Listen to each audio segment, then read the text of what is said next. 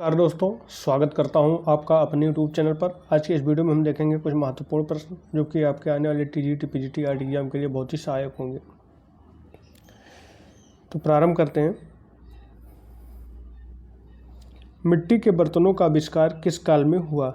Option A है सिंधु सभ्यता में, ऑप्शन बी है मध्य पाषाण काल में, ऑप्शन सी है पुरापाषाण काल में और ऑप्शन डी है आपका नवपाषाण काल में। मिट्टी के बर्तनों के आविष्कार के समय के बारे में पूछा गया है यहाँ पर, तो ये आपका हो जाएगा नवपाषाण काल में मिलता है। मिट्टी के बर्तनों का साक्ष्य मिलता है वो नवपाषाण काल से मिलता है। ऑप्शन डी इसका राइट आंसर हो जाएगा। नेक्स्ट है, अमरत्व की कला किस देश की प्राचीन कला को कहते हैं? ऑप्शन ए है इटली की, ऑप्शन बी है रोम के, ऑप्शन सी है मिस्र के और ऑप्शन डी है भारत के। अमरत्व की कला किस देश की प्राचीन कला को कहते हैं? तो अमरत्व की जो कला है वो मिस्र से संबंधित है, या मिस्र के प्राचीन कला को क्या कहते हैं? अमरत्व की कला कहते हैं। ऑप्शन सी इसका क्या हो जाएगा? राइट आंसर हो जाएगा। बढ़ते हैं अगले प्रश्न की ओर। निम्नलिखित में से कौन सा जल रंग आर्द्र माध्यम नहीं है? वाश, वाटर कलर, टेम्परा या फिर पेस्टल? तो इसमें जो आपका पेस्टल है वो जल रंग या आर्द्र माध्यम नहीं है, बल्कि ये सूखी होती है। ठीक है, सूखे कलर का होता है पेस्टल आपका। ऑप्शन डी इसका राइट आंसर हो जाएगा। इसे क्या करते हैं? चाकू की सहायता से लगाते हैं धरातल पर। नेक्स्ट है आपका, चित्रकला में कुल कितने तत्व होते हैं? ऑप्शन आपका दिया गया है 5,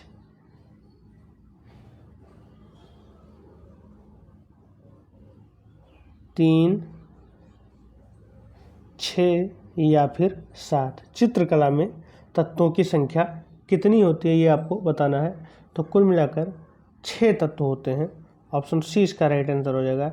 6 तत्व कौन कौन से होते हैं? रेखा होता है, वर्ण होता है, रूप होता है, तान होता है, पोत होता है और अंतराल होता है।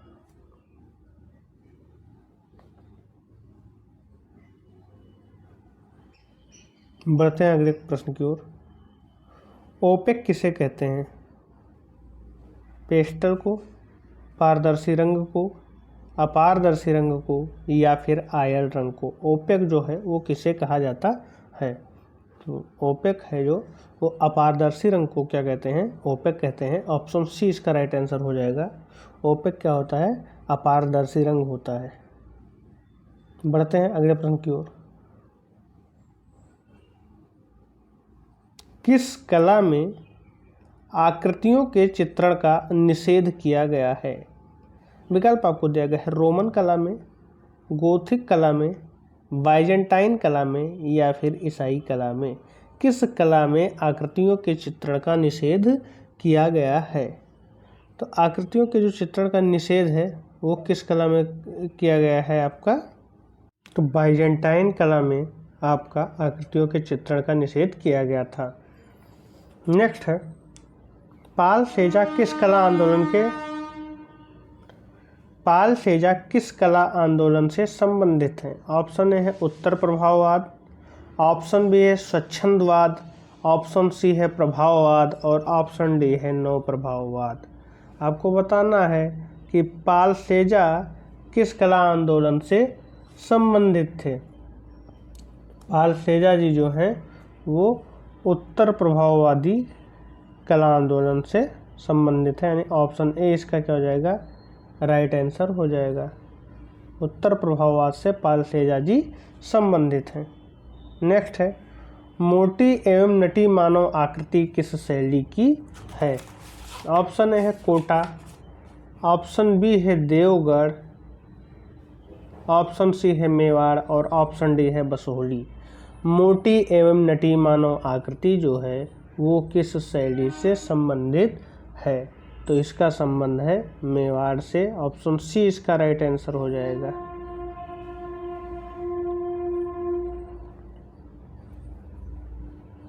नेक्स्ट है आपका,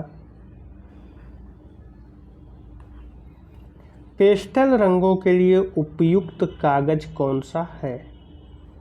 विकल्प है भूरा खुरदुरा, हैंडमेड कागज, चिकना सफ़ेद या फिर मोटा हस्तनिर्मित। पेस्टल रंगों के लिए उपयुक्त कागज कौन सा है? तो पेस्टल रंगों के लिए खुरदुरा कागज होना चाहिए, तो भूरा खुरदुरा आपका जो है वो उपयुक्त कागज है। ऑप्शन ए इसका राइट आंसर हो जाएगा। पेस्टल रंग चूंकि सूखा रंग होता है।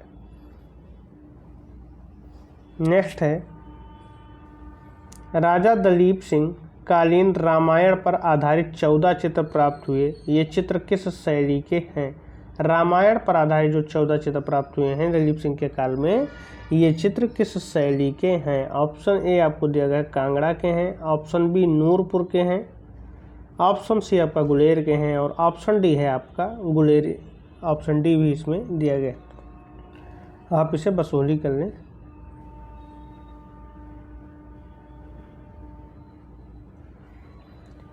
तो राजा दिलीप सिंह कालीन रामायण पर आधारित जो 14 चित्र मिलते हैं वो आपके गुलेर शैली के हैं। ऑप्शन सी इसका राइट आंसर हो जाएगा।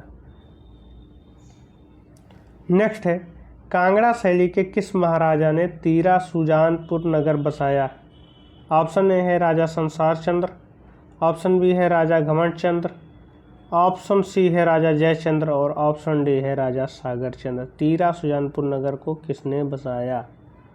तो इसका जो राइट आंसर हो जाएगा वो आपका ऑप्शन बी हो जाएगा, राजा घमंड चंद ने तीरा सुजानपुर नामक नगर को बसाया था। ऑप्शन बी इसका राइट आंसर हो जाएगा। बढ़ते हैं अगले प्रश्न की ओर। श्री हरिहरनाथ मंदिर कहाँ स्थित है? ऑप्शन ए है चंबा में, ऑप्शन बी है कोटा में, ऑप्शन सी है गुलेर में और ऑप्शन डी है सुजानपुर में। श्री हरिहरनाथ मंदिर कहाँ स्थित है? तो ये आपका जो है वो स्थित है चंबा में। ऑप्शन ए इसका राइट आंसर हो जाएगा। चंबा की घाटी को ही कला की घाटी कहा जाता है और श्री हरिहरनाथ मंदिर चंबा में स्थित है, जिसका निर्माण साहिल वर्मन ने करवाया था। ऑप्शन ए यहाँ पर इसका राइट आंसर हो जाएगा। बढ़ते हैं अगले प्रश्न की ओर।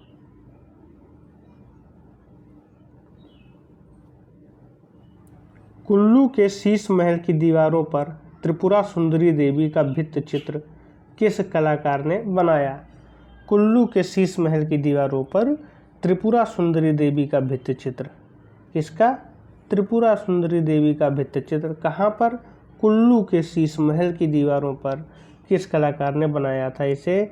तो इसका निर्माण किया था, आपको जो विकल्प इसमें दिया गया है वो है नैनसुख, भोलाराम, सजनू या फिर मानकू। कुल्लू के शीश महल की दीवारों पर त्रिपुरा सुंदरी देवी का भित्ति चित्र किस कलाकार ने बनाया? तो इसके निर्माणकर्ता कौन थे? सजनू थे। ऑप्शन सी इसका राइट आंसर हो जाएगा। राजा प्रीतम सिंह के समय में शीश महल की दीवारों पर यह चित्र बना था और किसने बनाया था? सजनू ने बनाया था। बढ़ते हैं अगले प्रश्न की ओर। शीलभद्र चरित्र नामक ग्रंथ का चित्रण किस शैली में किया गया है? ग्रंथ का नाम है शीलभद्र चरित्र और इस ग्रंथ का चित्रण किस शैली में किया गया है ये आपको बताना है। विकल्प है आपके पास कश्मीर शैली, पुंछ शैली, जम्मू शैली और कुल्लू शैली। आपको बताना क्या है कि शीलभद्र चरित्र नामक ग्रंथ का चित्रण किस शैली में किया गया है। तो इसका जो राइट आंसर हो जाएगा वो आपका हो जाएगा कश्मीर शैली में। शीलभद्र चरित्र नामक पुस्तक ग्रंथ का चित्रण कश्मीर शैली में किया गया है। ये एक जैन पोथी है और बनाया किसने था? हंसराज चित्रकार ने। नेक्स्ट है, निम्नलिखित में से कौन सिख शैली का कलाकार नहीं है? सिख शैली का कलाकार कौन है ये हमें बताना है। अल्लाह बख्श, हरि सिंह, मल्लाराम या फिर हंसराज। कौन है जो सिख शैली का कलाकार नहीं है? तो ऑप्शन डी इसका राइट आंसर हो जाएगा। हंसराज जी जो हैं वो सिख शैली के कलाकार नहीं हैं। बढ़ते हैं अगले प्रश्न की ओर। राजा केशव सेन का चित्र किस शैली में बनाया गया? ऑप्शन आपको दिया गया है मंडी शैली में, सिख शैली में, चंबा शैली में या फिर कुल्लू शैली में। राजा केशव सेन का चित्र जो है वो किस शैली में बनाया गया है? तो इसका जो सही उत्तर हो जाएगा वो आपका हो जाएगा ऑप्शन ए, मंडी शैली में राजा केशव सेन का चित्र बनाया गया है। मंडी शैली की एक विशेषता ये भी है कि यहाँ के जो चित्र हैं वो त्रिआयामी प्रभाव लिए हुए हैं। नेक्स्ट है, कोलाज चित्र का माध्यम क्या है?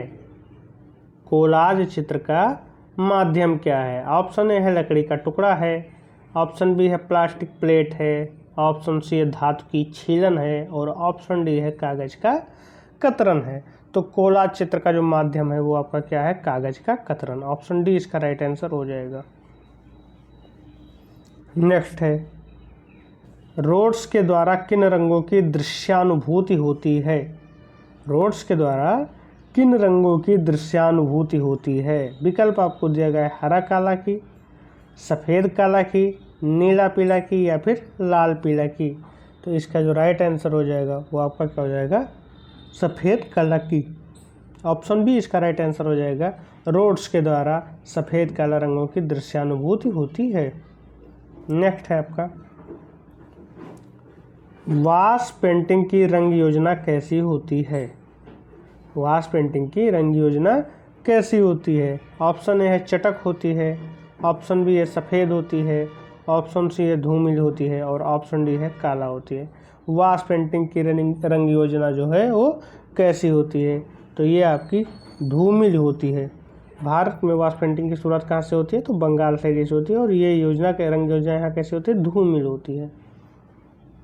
नेक्स्ट है, एक्रेलिक रंगों के लिए किस माध्यम का प्रयोग नहीं किया जाता है? ऑप्शन आपको दिया गया है ग्लास, ऑप्शन बी है क्रेयान, ऑप्शन सी है आपका मैट और ऑप्शन डी है आपका जेल। एक्रेलिक रंगों के लिए किस माध्यम का प्रयोग नहीं किया जाता है? तो इसका सही उत्तर हो जाएगा वो आपका क्या हो जाएगा? क्रेयान का प्रयोग नहीं किया जाता है। ऑप्शन बी इसका राइट आंसर हो जाएगा। नेक्स्ट है, दो रंगों को कोमलता पूर्वक कैनवास पर ब्रश से मिश्रित करने को क्या कहते हैं? दो रंगों को कोमलता पूर्वक कैनवास पर ब्रश से मिश्रित करने को क्या कहते हैं? विकल्प आपको दिया गया है ब्लेंडिंग कहते हैं, साइजिंग कहते हैं, इम्प्रिंट कहते हैं या फिर स्फुमेटो कहते हैं। इसे क्या कहा जाता है? तो इसे ब्लेंडिंग कहा जाता है। दो रंगों को कोमलता पूर्वक कैनवास पर ब्रश मिश्रित करने को ब्लेंडिंग कहते हैं। बढ़ते हैं अगले प्रश्न की ओर। जॉन कांस्टेबल ने रंगों को सीधे कैनवास पर लगाने की किस पद्धति का विकास किया? जॉन कांस्टेबल ने रंगों को सीधे कैनवास पर लगाने की किस पद्धति का विकास किया? ऑप्शन ए है आपका आला प्राइमा का, ऑप्शन बी है स्पैटरिंग का, ऑप्शन सी है ग्लेजिंग का और ऑप्शन डी है आपका ग्रीसाइल का। किस पद्धति का इन्होंने विकास किया था? तो इसका जो राइट आंसर हो जाएगा वो आपका ऑप्शन डी हो जाएगा। ग्रीसाइल पद्धति का विकास जॉन कांस्टेबल ने रंगों को सीधे कैनवास पर लगाने के लिए प्रयोग किया था। भारतीय अलंकरण की प्राचीन विशेषता कौन सी रही है? लय थी, वर्ण थी, रेखा थी या फिर आकृति थी? भारतीय अलंकरण की प्राचीन विशेषता कौन सी रही है? तो भारतीय अलंकरण की प्राचीन विशेषता रेखा रही है। ऑप्शन सी इसका राइट आंसर हो जाएगा। बढ़ते हैं अगले प्रश्न की ओर।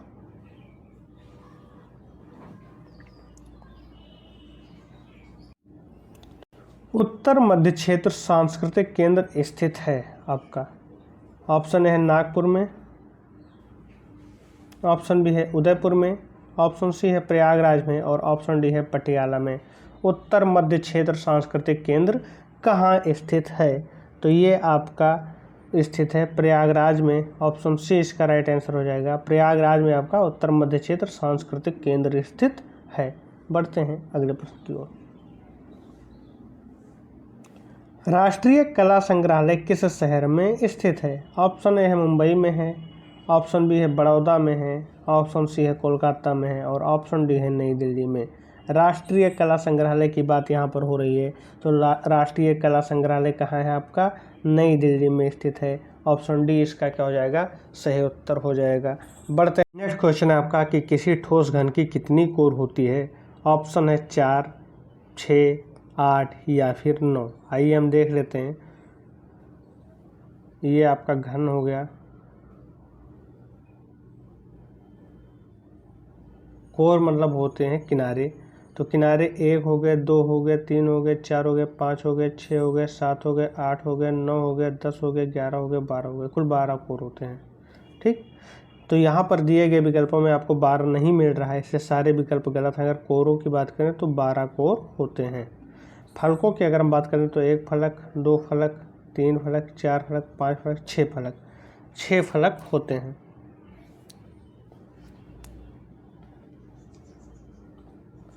ठीक है, अगर यहाँ पर कोर के बजाय फलक होता तो फलक आपके 6 हो जाते। ठीक है, बढ़ते हैं अगले क्वेश्चन की ओर। रंगोली मुख्य रूप से बनाई जाती है जमीन पर, कैनवास पर, दीवार पर या फिर कागज पर। रंगोली जो बनाई जाती है कहाँ बनाई जाती है, तो वो जमीन पर बनाई जाती है। ऑप्शन ए इसका राइट आंसर हो जाएगा। नेक्स्ट आपका है कंप्यूटर कला का आरंभ कहाँ हुआ। ऑप्शन है आपका इंग्लैंड में, अमेरिका में, फ्रांस में या फिर चीन में। कंप्यूटर कला का जो आरंभ होता है वो आपका कहाँ पर होता है, अमेरिका में होता है। ऑप्शन बी इसका राइट आंसर हो जाएगा। कंप्यूटर कला का आरंभ कहाँ होता है, अमेरिका में होता है। नेक्स्ट है निम्न में से कौन सा सैंड्रो बोत्तिचेल्ली का प्रसिद्ध चित्र है। ऑप्शन है the tempest, the last supper, wedding portrait या फिर वीनस का जन्म। सैंड्रो बोत्तिचेल्ली का प्रसिद्ध चित्र कौन सा है, तो उसका जो प्रसिद्ध चित्र है आपका वो है वीनस का जन्म। ऑप्शन डी इसका राइट आंसर हो जाएगा। वीनस का जन्म जो है वो सैंड्रो बोत्तिचेल्ली का एक प्रसिद्ध चित्र है। सैंड्रो बोत्तिचेल्ली कहाँ का चित्रकार था, तो ये पुनरुत्थानवादी इटालियन चित्रकार था। बढ़ते हैं अगले प्रश्न की ओर। शाहजहां के अंतिम दिन का चित्रण किसने किया है। ऑप्शन आपको दिया गया है यामिनी राय ने, राम कुमार ने, राजा रवि वर्मा ने या फिर अवनींद्रनाथ टैगोर ने। शाहजहां के अंतिम दिन का जो चित्रण किया गया है वो अवनींद्रनाथ टैगोर के द्वारा किया गया है। ऑप्शन डी इसका राइट आंसर हो जाएगा। नेक्स्ट है चित्रसूत्र ग्रंथ की रचना किसने की है। ऑप्शन ए है वात्स्यायन ने, ऑप्शन बी है नग्नजीत ने, ऑप्शन सी है आनंद कुमार स्वामी ने और ऑप्शन डी है आपका बाणभट्ट ने। चित्रसूत्र ग्रंथ की रचना किसने की है, तो नग्नजीत ने चित्रसूत्र ग्रंथ की रचना की है। ऑप्शन बी इसका राइट आंसर हो जाएगा। नेक्स्ट है रिपुजे किसके निर्माण की प्रक्रिया है। ऑप्शन ए है ढलाई, ऑप्शन बी है इंटेग्रियो, ऑप्शन सी है उभारदार मूर्ति और ऑप्शन डी है अवाक्ष प्रतिमा। तो इसका जो राइट आंसर हो जाएगा वो आपका क्या हो जाएगा, ऑप्शन सी उभारदार मूर्ति के निर्माण की प्रक्रिया क्या है, रिपुजे है। बढ़ते हैं नेक्स्ट क्वेश्चन की ओर। लियोनार्डो दा विंसी के कला गुरु कौन थे। ऑप्शन ए है वेरोसियो, ऑप्शन बी है माइकल एंजेलो, ऑप्शन सी है जियोर्जियोन और ऑप्शन डी है मसाचियो। लियोनार्डो दा विंसी के कलागुरु कौन थे, तो उनके कलागुरु आपके वेरोसियो थे। ऑप्शन ए इसका राइट आंसर हो जाएगा। नेक्स्ट है निम्नलिखित में से कौन प्रिंट मेकर्स है। ऑप्शन ए है सोमनाथ होर, ऑप्शन बी है दीपक बनर्जी, ऑप्शन सी है जयराम पटेल और ऑप्शन डी है शिव कुमार। तो प्रिंट मेकर्स के बारे में बताना है कि कौन प्रिंट मेकर है, तो सोमनाथ होर जी आपके प्रिंट मेकर हैं। ऑप्शन ए क्या हो जाएगा, राइट आंसर हो जाएगा। बढ़ते हैं अगले क्वेश्चन की ओर जो कि आज का लास्ट क्वेश्चन है। कीर्ति स्तंभ कहाँ स्थित है। ऑप्शन ए है जयपुर में, ऑप्शन बी है बीजापुर में, ऑप्शन सी है ग्वालियर में और ऑप्शन डी है चित्तौड़गढ़ में। कीर्ति स्तंभ जो है वो कहाँ स्थित है, तो वो स्थित है चित्तौड़गढ़ में। ऑप्शन डी इसका राइट आंसर हो जाएगा। कीर्ति स्तंभ आपका चित्तौड़गढ़ में स्थित है। तो इस वीडियो में बस इतना ही। अगले वीडियो में हम मिलते हैं नए प्रश्नों के साथ। धन्यवाद।